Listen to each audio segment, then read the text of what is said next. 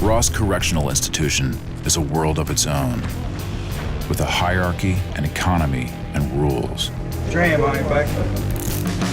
But if you choose to make it your home, there may be no turning back. For 1 year, National Geographic followed the lives of inmates and officers in the state of Ohio. It's a system bent on making inmates better, filled with convicted felons who might already be worse. Get out of my face.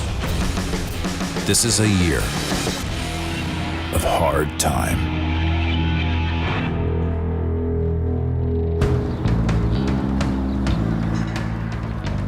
For the more than 50,000 inmates living in the Ohio prison system, every day comes down to a choice of how you will do your time.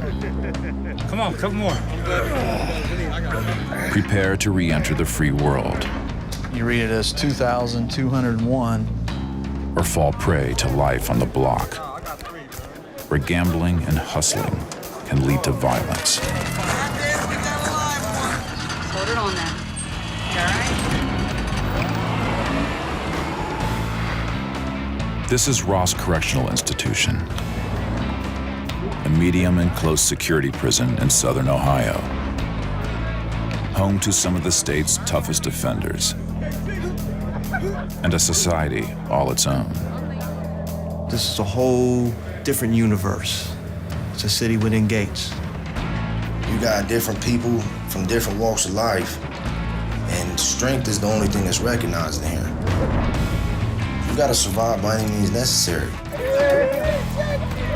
Life here is full of pitfalls. Keep doing that. Hold still. So you got 4? You'll have 5. Violence, drugs, gangs. They are pitfalls that can put an inmate at odds with the system and make time harder. If you don't want better for yourself, if you can't think for yourself, you want the next man thinking for you, you're in the right place. Because people will run amok over you in here.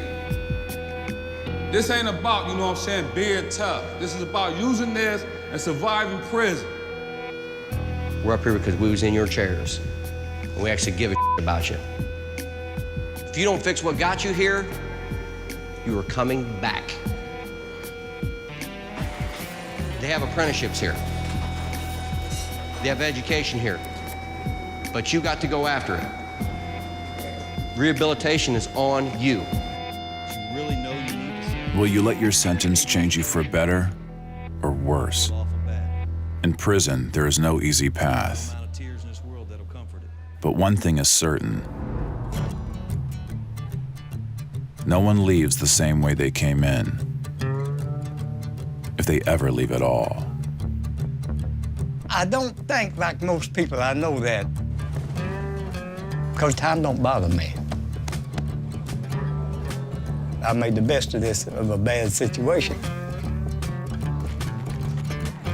Orrin Brumley is a fixture at Ross. How you doing, Godfather? I know everybody here. They all know me. Some people calling me, there goes the alarm clock. Because at 10 minutes to 2 every day, I step out that front door on time, every day, 10 minutes to 2. But it never changes. It's a routine.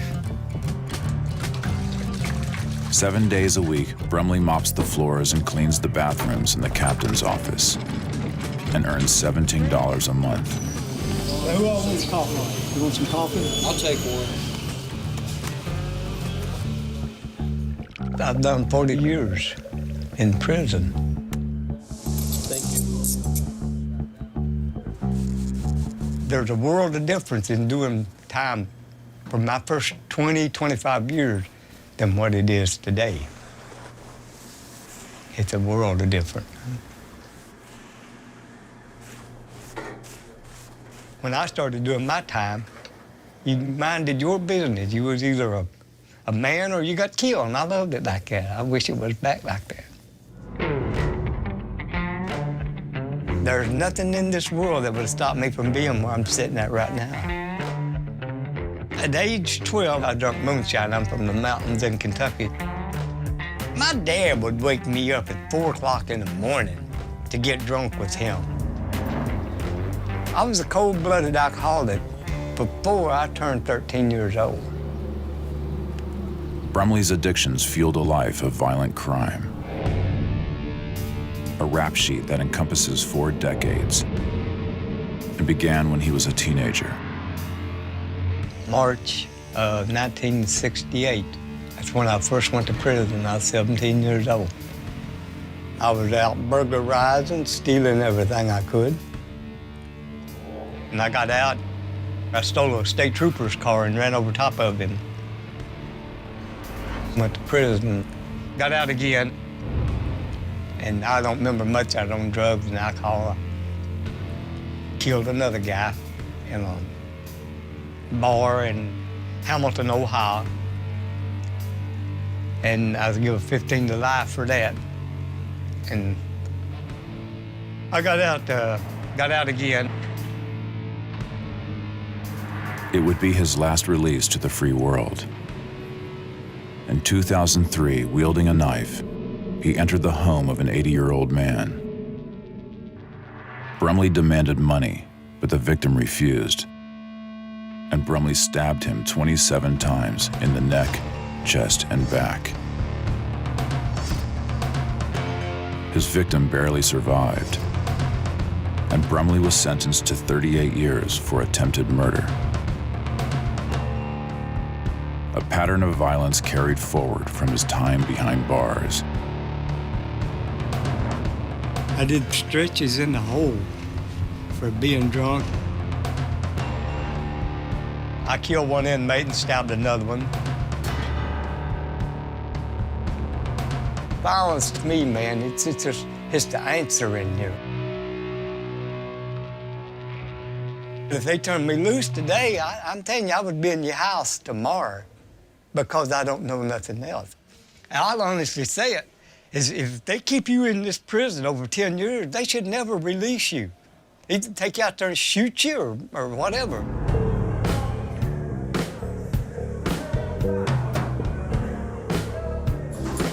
You know these are Smith & Wesson? What the hell? It's probably the last thing they actually make in America, huh? Handcuffs. Imagine that. They call me Squirrel, but my name's Dwayne. I'm from Alliance, Ohio, up north. Canton, Alliance area. I've been locked up for a while. For almost 3 months now, 27-year-old Dwayne Rosier has been locked down in 5A, Ross's segregation unit. That's crazy, man. His charge, threatening staff. Just the latest incident in his 10-year sentence. I mean, I'm always in trouble. I like to talk. I mean, I like to run my mouth to these people. You know what I mean? Make them mad. Cause I'm mad because I'm here. You know what I mean? So I'm not gonna be quiet because you want me to. When you go back down there, will you grab the phone? No. Come on. It's no. Right there when you do the trades, man. No. Come on, man. No. That's crazy. Grab them. Hell, my suit's open, man. You handle that. Segregation is restrictive, even by prison standards. Inmates here are cuffed whenever they leave their cells. Locked down 23 hours a day. Few privileges, and no movement. But even here, life goes on. Hey. Hey, Bloom. Damn, dog. And here's everybody knows everybody. Bo, dog. I need some aspirin or something, man. If I had a face like that, I need some aspirin too. Ain't no doubt.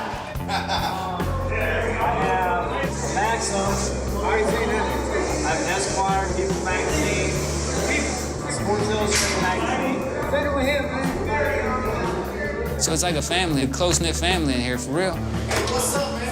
What's up? Okay, they here, baby. Man, we in there. It's maybe a bunch of idiots and morons and dope fiends, but we're, you know what I mean? We pretty much look out for each other, you know? Hey, come here, man.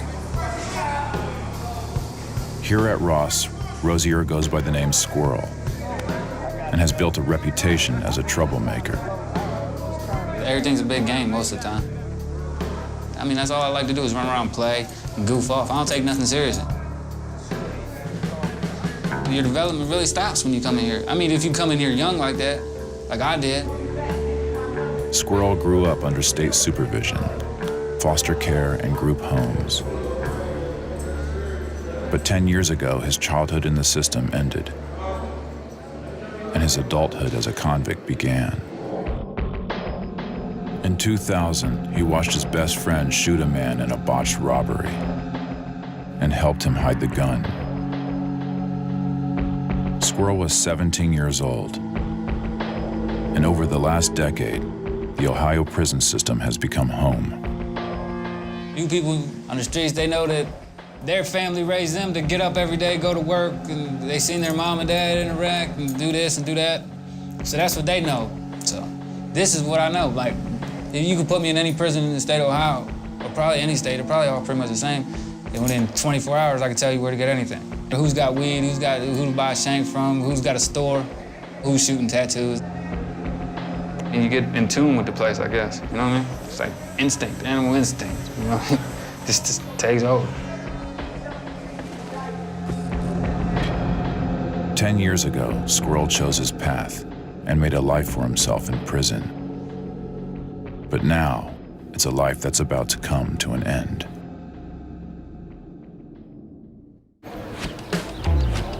It's a whole world in here, a brand new world. The cell is their house. The block is their neighborhood. And the compound is their city. That's home. For right now, anyway. Things don't stop just because that fence is there. We make do with what we got. It's the little reminders of the free world that keep an inmate connected to what he left behind. But for those facing life sentences, like David Stonestreet, prison could be the only reality they'll ever know. We're the outcasts of the world. Prisoners are. I'm not counting on getting out. I'm counting on spending the rest of my life in here, so I'm gonna do what I wanna do. 20 years ago, Stonestreet was a teenager in the projects of Akron when he got involved in a grisly murder. On August 13th, 1991, he led two accomplices to the home of a former employer. Stonestreet claims he was ordered to bind the man's arms and legs, while an accomplice stabbed the victim and beat him to death with the butt of a rifle. Then he put the gun on my head and told me kick him or die too. I was scared. I don't even know how many times I kicked that guy. I know I was covered in blood. Turned myself in, told the police what happened, and they screwed me. I got 20 years for it. I was real shocked when they found me guilty. I remember I was crying. I don't cry no more. I don't have no more like tears like that towards anything. Stonestreet came into the system young, with a 20 to life sentence. And to get through his time, he chose to transform, to leave Stonestreet behind, and become Twiggy.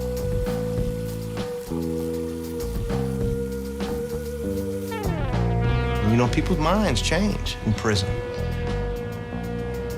Being confined, you start adapting. Your mind starts playing tricks on you and stuff like that, in which it does. See, I've never been with a woman, never had sex with a woman. I was locked up for 9 years before I started any homosexual activity. Someone got some weed in prison, and we're just rolling it up, and I'm getting high, and it just, I just got freaky. I had sex with another man. I never turned back. Sexual activity of any kind is illegal in prison, but Twiggy defies the rules. And while being gay can make you a target here, he puts his sexuality on display in the hope that no one can use it against him.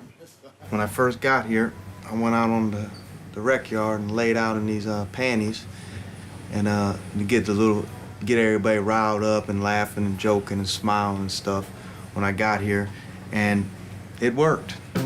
Call me later. Yeah. Call me. Guards don't mess with me, inmates don't mess with me. You ain't got nothing to say today? I don't wanna holler at you, man. I know. When you're all the way out, you have control. When you're in the closet, you don't have no control. You don't want no one to know what you're doing. Me, I don't care. So there's nothing you can hold over my head. But even Twiggy gets tested. And when that happens, he puts on his signature accessory. In prison, someone that looks like me with pink gloves on just whooped you. How can you walk around this compound and act like you tough it all? How can you even show your face? It's a reputation for me. I am what I am, you know? Carve out your place and be willing to fight for it. It's a philosophy that shaped how Orrin Brumley does his time.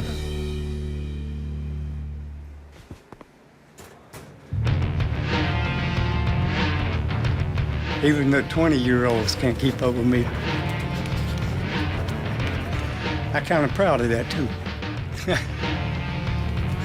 I want to be able to fight back if one of these youngsters taking anything from me. Or just to beat them so bad that they won't never do it again.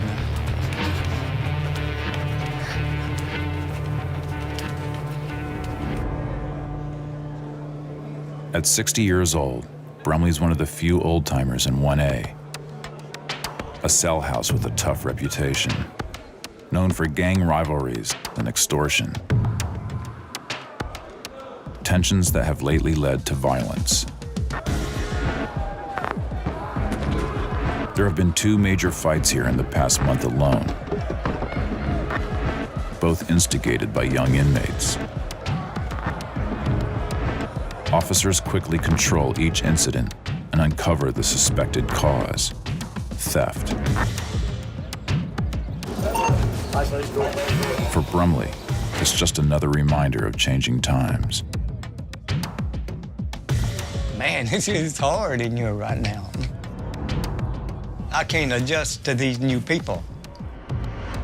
I'm like an old dinosaur. I can't change. I mean, I can't listen to their music. I don't like the way they wear their pants down to their knees, and I can't relate to them. With 40 years lived behind bars, Brumley's seen the prison system change. Today, it's a far cry from when he says he did time on his own terms. Oh, that was beautiful.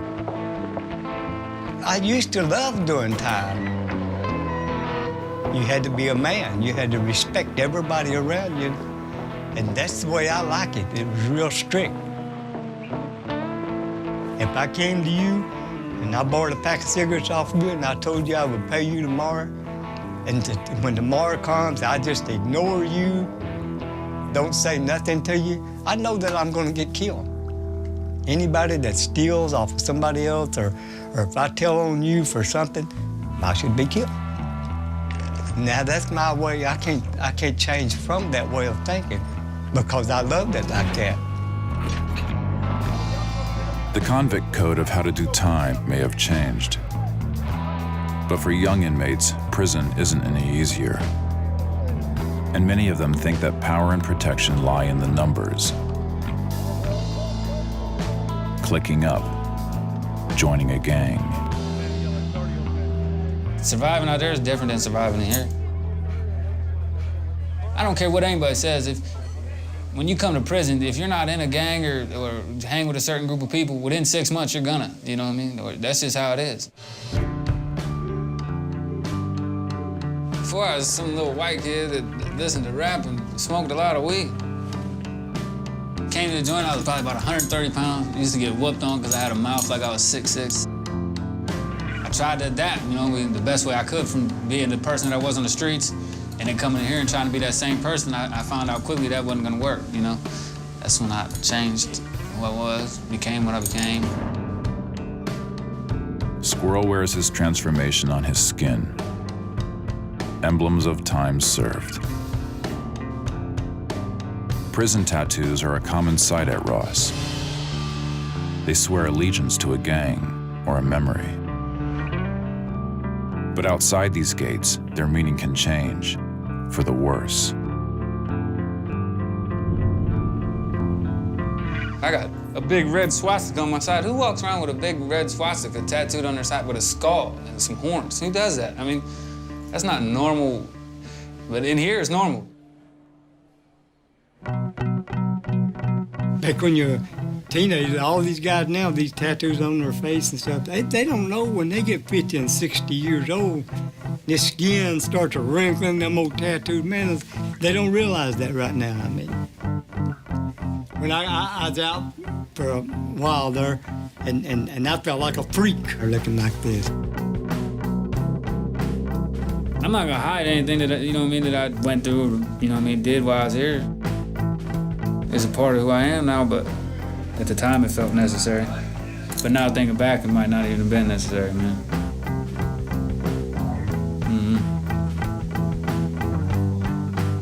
The changes Squirrel has undergone in prison, superficial or otherwise, could complicate any chance at a normal life in the free world. A life that is set to begin in a matter of days. My little calendar with some Chiquita banana stickers. I got 9 days left, 8 days, something. It's Friday, I go home next Sunday, and I still don't know what I'm gonna do. You know? Since I got adapted to prison, you know what I mean, the hardest thing now is knowing that they're about to open that door and kick me out. You know what I mean? So, I mean, let me out, but basically kicking me out. Like, I can't refuse, like, no, I'm cool. You know what I mean? I can't do that. They ain't gonna let me. I don't think they'd let me. I don't know what to expect. I guess I'm just have to learn or come back.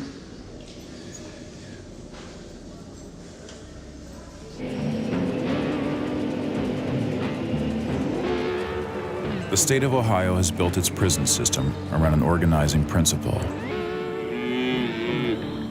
rehabilitation through work. You just don't lock people up. You need to rehabilitate them. We're actually teaching somebody something that they can get out and help their families or help their loved ones out and try to give back to the community. Inmates who choose to stay out of trouble can get on-the-job training. And their labor supports the system itself. The slaughterhouse prepares meat for the state's prisons. The machine shop repairs its trucks. And they are all jobs that pay.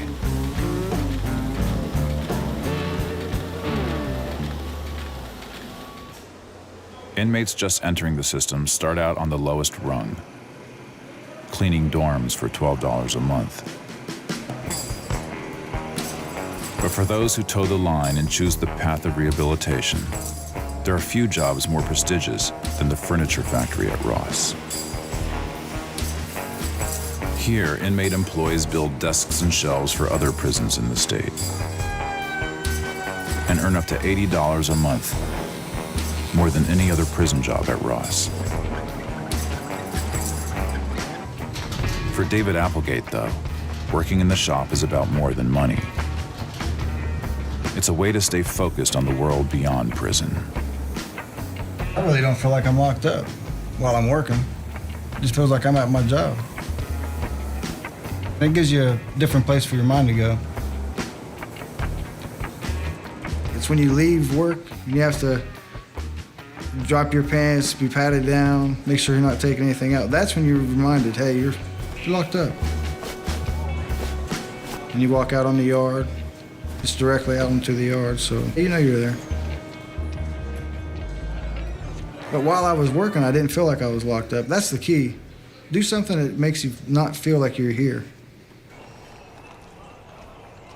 Applegate spends about 6 hours a day working at the factory. And back on the block, he's known as the jailhouse handyman. The other day, a guy brought this fan to me, had the cord cut off of it. Said, here, you might need this for parts. I said, well, what's wrong with it? He said, the guy who gave it to me said it was burned up. I said, well, did you use some sandpaper on the shaft and put a little oil on there and see if the bearing or bushing was messed up? He said, no, I didn't do anything to it. I said, I'm gonna fix it. So I fixed it. I put a new cord on it. It runs fine. Yeah, it's easier to fix things than fix myself, that's for sure. Do they ever call me MacGyver? All the time. Repairing other inmates' appliances is a small-time hustle for Applegate. One that keeps him in touch with the life he knew on the street. I had a mobile mechanic business, my own business. Made good money. I lived good out there. I had a lot of good people around me. I had me a nice family. They didn't give me here. I got myself here. I don't want them to support me. With his factory job, Applegate doesn't have to rely on his family on the outside for money. As far as he's concerned, his actions have cost them enough already. 6 years ago, Applegate was accused of an attack that led to the death of another. He was convicted of involuntary manslaughter and sent to prison for 20 years. But Applegate is determined to not let the time go to waste.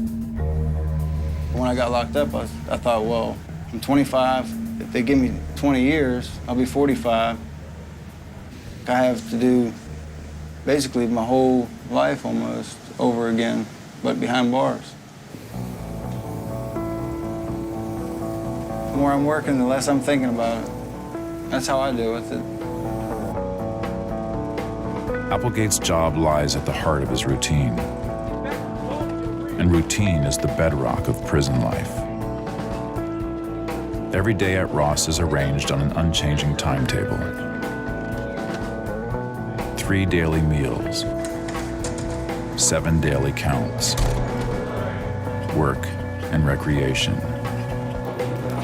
A schedule that provides comfort, purpose, and distraction when an inmate faces decades in prison. But that structure can also be dangerous. After years lived in the system, it can seem impossible to live outside of it. I don't think about bills and kids and all of the house. I mean, my own house, I don't know what that is. This is my house right here. I live in a gas station bathroom for real with another guy, you know? Prison is where I've adapted myself to it. It's like a lizard, one of them little lizards that can change the color of whatever's around them. I done changed my color to what's around me, and now I can't change back. Inmates call it getting institutionalized, when life within the gates feels more like home than what lies beyond them. It's a fate David Applegate is trying to escape. I strive not to turn into some of the guys that have been down for 20 plus years. They're not right. They're institutionalized. For the next 14 years, this is my life. I'm trying very hard not to let it get the best of me. But Applegate's intentions may face a test. There's a rumor circulating that the Ross Furniture Factory is closing down. And if it's true, David Applegate will have to find a different way to do his time.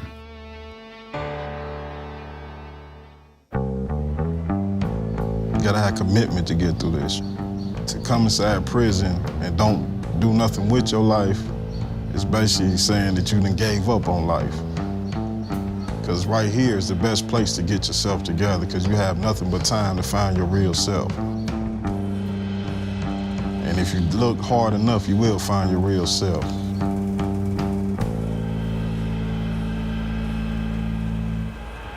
For the last 6 years, inmate David Applegate has been working toward a future outside of prison. He's an employee at the Ross Furniture Factory, where inmates can make 6 times as much as other prison jobs in the state. That money has broad significance. An inmate's income becomes credit, which is used at the prison store to buy commissary. Goods like snack food, coffee, or pre-stamped envelopes. Back on the block, these store goods become valuable commodities, traded for anything from home-cooked meals to tailoring. I used to draw for some people. Now I really only tailor pants. These were a little bit wider when I started, and I'll just sit there, take and fold them over and sew them like clear up to the knee. So that way they're more of a straight leg. I charge about 3 coffees, which is about $6. It's pretty much like $1 an hour, almost. I guarantee all my work, so you can bring it back for free. The side jobs are called hustles, and they are the fabric of the underground inmate economy. A hustle, it's like a job, you know what I'm saying? It's like a job because everybody has to do something in order to survive. You gotta get money somehow. Ohio makes sure every inmate gets a minimum of $12 a month in state pay for their prison job. Some inmates have friends and family on the outside putting money on their books. Others rely on what they earn at their prison jobs to buy commissary. You can order out for some underclothes or go grocery shopping. With this, I'm allowed to buy extra. You know, things I want instead of things I need. And some people like to send money home to their family. This is a better job to do that. But today, Ross has made an announcement. Orders for furniture in the prison system are down, so the state has decided to close the factory's doors. It was rumor for the longest. It was a rumor. And then it came down, yeah, we are shutting down. They said that the economy out there is just so bad that nobody's buying furniture. You can't produce furniture if no one's buying it. Even prison isn't immune to the pressures of the outside economy. And the inmate employees will have to find other ways of getting by. Without programs, how's a man supposed to rehabilitate? They're not going to be able to. So what are they going to do? They're going to fall back to what they know out there on the street, you know, hustling.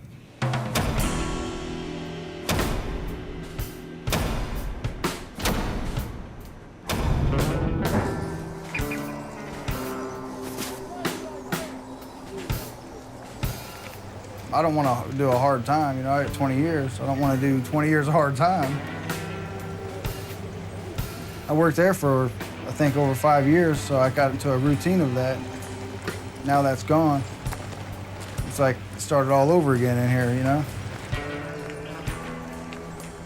Then you realize just how much you get caught up in, you know, being here, this atmosphere.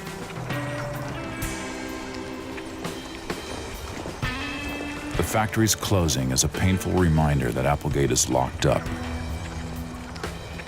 dependent on his routines to get through the next 14 years. And for some inmates, a far-off release date can become too much to bear. I mean, I got tired. I was taking LSD and I was in a cell by myself. I was tripping on acid and I took 80 hits at one time, and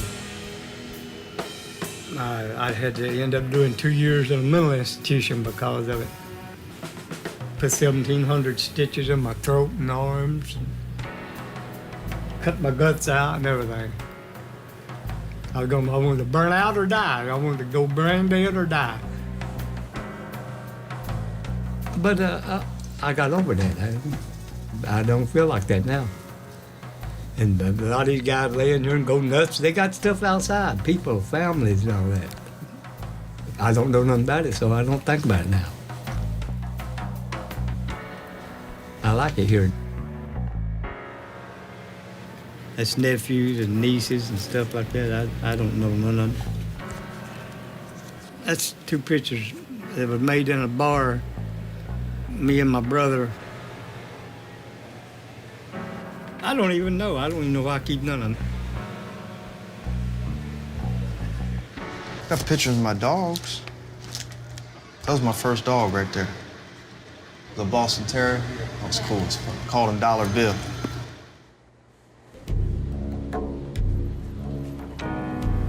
Life. I missed most of my teens, all my 20s, and I'm about to miss all my 30s. So when I go out there, I don't even have no life. What do I know in here?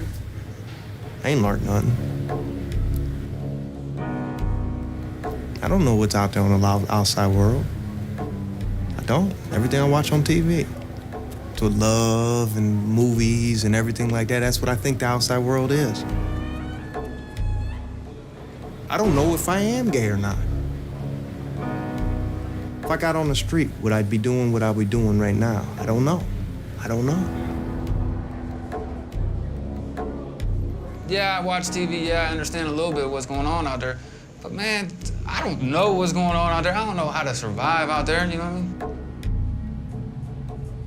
Everybody, I mean, every human being, you fear change. Like, even if you hate something you're doing in life, you don't want to change it because you don't know if it's going to be better or worse, what you change it for. Sometimes it just seems inevitable, like you're going to come back. Like, it's hard to imagine not being back, you know? It's hard to imagine not being here, for real.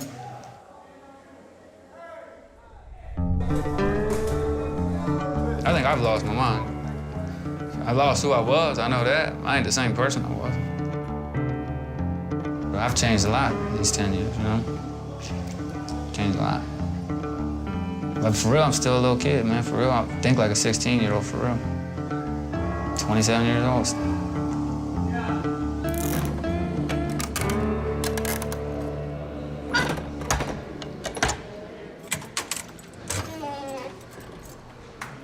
It's 3 days out from the end of inmate Dwayne Rozier's 10-year prison sentence. And he's leaving segregation for one of the first times in 3 months to start the release process.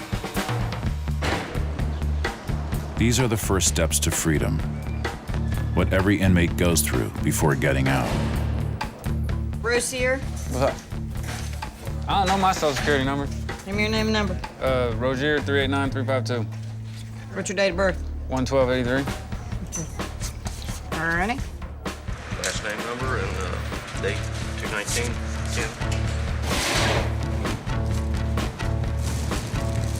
You can go through, throw away what you don't want over there. All right. Fill us up when it's a forwarding address, gets to the mail room and all that. So what are you taking home with you on? Just mail. The rest of it, I'm throwing everything else away. Throwing everything else away? Yeah. You had $5.42 on your personal account. You get $75 cash gate money. That's a total of $80.42 that you'll receive on Sunday when you leave. Let me see. Address mine. What the hell is this? The prison makes sure every inmate has a way home once he's released. IHS. Mm-hmm. You follow her? If he doesn't have a ride, he will be taken to the bus station. Over here, young man. A friend is picking Squirrel up at the front door on Sunday. A necessity for an inmate who hasn't been outside the gate in 10 years. If you set me outside that gate right now and said, okay, go home, and I was on my own, I'd look at you like you were retarded. Like, okay, yeah, sure. Well, where the hell do I go? What the hell is this building? I know there's a road out there, but I don't know what road it is, which way, when I got on that road, which way I'd have to go. I'd have a 50-50 shot of going the right way, because I know there's one road right there at the park. I have a 50-50 shot. I'm not no Indian tracker or nothing. I can't tell you, like, oh yeah, the sun's right there, so I gotta go that way, it's north. I can't do that, you know what I mean? So I'd literally be lost. I have no idea where I am, none. But even after he leaves Ross, Squirrel will not be a free man. Okay, and you do sign right here. This is for your ID. When you leave Sunday, make sure they give it to you. have you reporting Monday at the Canton APA office. He's been assigned to a transitional center to help him adjust to life in the free world. If he violates his parole, he could return to prison for another 5 years. I got 24 hours before I got to turn myself into the halfway house. I want to get out there and drink and pop pills and stuff. I don't want to turn myself back in. Sometimes I think I'm gonna try and be out there and be good. I tell myself, like, man, you're gonna get out there, you can do good if you want to. But I mean, do I really want to? And it took 10 years of my life for nothing. I really want to give them 6 more months? I don't know. We'll see. You know what I mean? One way or the other, we're gonna find out.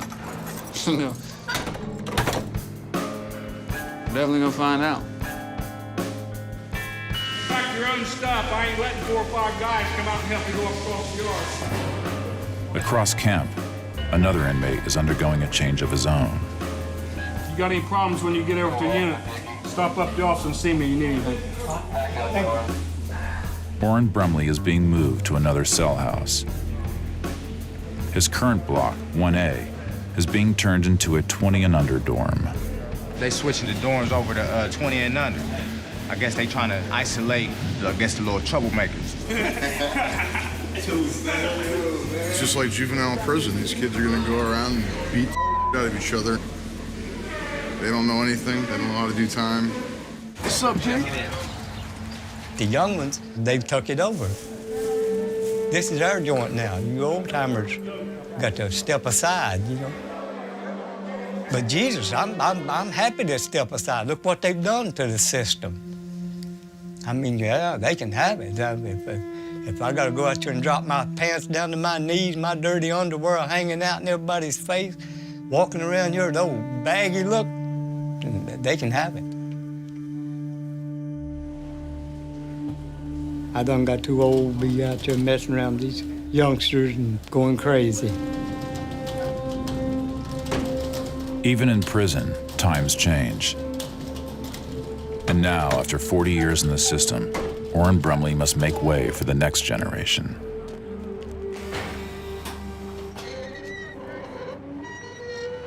He's been assigned to a cell house with older inmates, a retirement home of sorts, and a comfortable place to live out the rest of his life behind bars. I accept everything as it comes. Because, hey, I learned many, many years ago, you can't fight the system. You have to just adjust to it and go along with it. Like these young guys, they're fighting it, and they ain't doing nothing. The only thing they do is every week or so, they're packing their stuff and unpacking, going up here to the hole and back out, and the hole and back out. I just got tired of all that, so now I just ease by. I just do it day by day.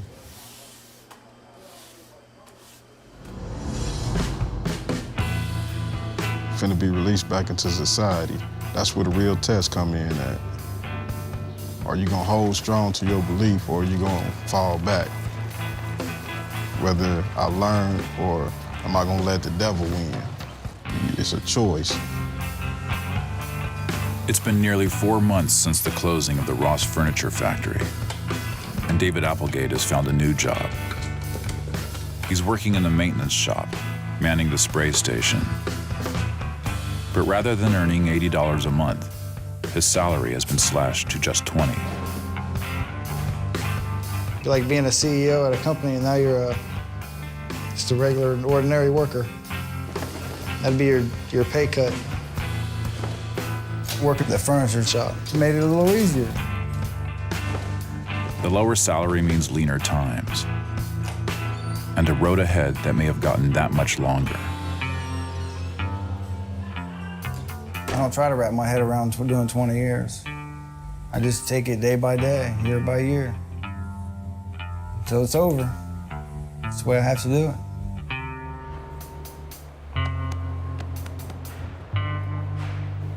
While David Applegate contemplates his future, David Stonestreet has gotten news that has him setting out on a new path as well. He has his first parole board hearing coming up, a strong incentive to abide by the rules, so he's doing his best to stay under the radar, which means a regulation haircut, a cell stripped of decoration, and letting go of his prison persona. After 20 years, he's leaving Twiggy behind. Could I go out there and live? Yes, I could. Could I go out there and not jaywalk and never come back to jail? Hell yeah. Could I be a productive citizen? Yeah, I think I could. That's the $20 million question right there. If they let me go. I don't know, I might be a comedian. Hell, I might make a living at that, talking about this crazy stuff in prison. That'd be a good story, Life of a Prisoner. Be a good book title.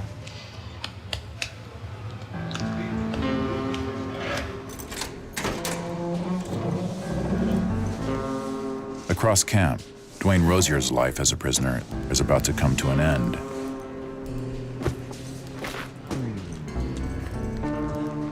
Today, he's getting released from Ross Correctional Institution, re-entering a world he's been apart from since he was 17 years old. Did you think about getting out every day of your bit? Every day for the last 10 years, I've thought about the day I get out. Man, I can't wait till the day I get out. Man, I can't wait till the day I get out. Every day.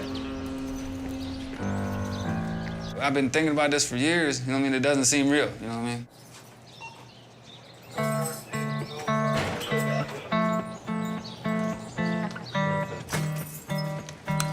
I ain't never had a job, never had a car, never lived on my own, nothing, no. I ain't never used a cell phone, been on a computer, none of that. I ain't never did none of that. They still wearing pagers when I was out there. Everybody had pagers. I don't use them no more, huh? Where the hell am I gonna work? Where do you find work? You know what I mean? Walking there with a big red and black freak right across my neck, 1488 across the back of my neck, a squirrel on the back of my head. Hey, you need somebody to flip burgers for you or something? You know? I don't know how to do nothing. Literally don't know how to, never had a job. Literally don't know how to do nothing. I know how to live in prison. That's not a job skill. They keep somebody that long all their life locked up and then turn them out there. I mean, what chance have you got?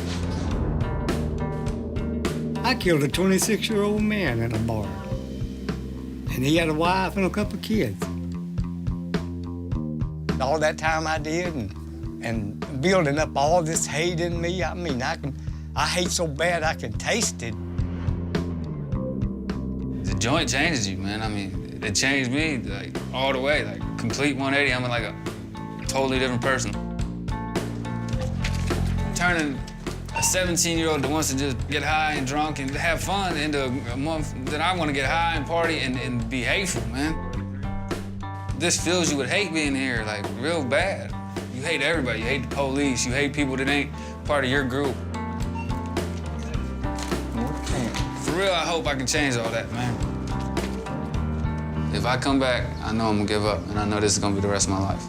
In and out, or just all out, a life sentence. I'm pretty much almost 100% positive if I end up coming back, that's what's gonna happen, so.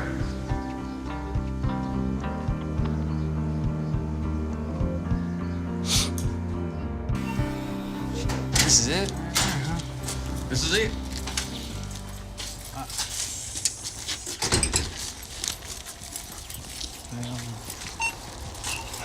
What kind of car she drive? No, she's borrowing her mom. She wrecked her. She had a Jeep. She wrecked it. So I don't know what the hell, man. Yeah. That's my world in there, man. It's different out here. I don't know. It's crazy, I know that. Damn, that's crazy. Now what do I do? Wait on her, man?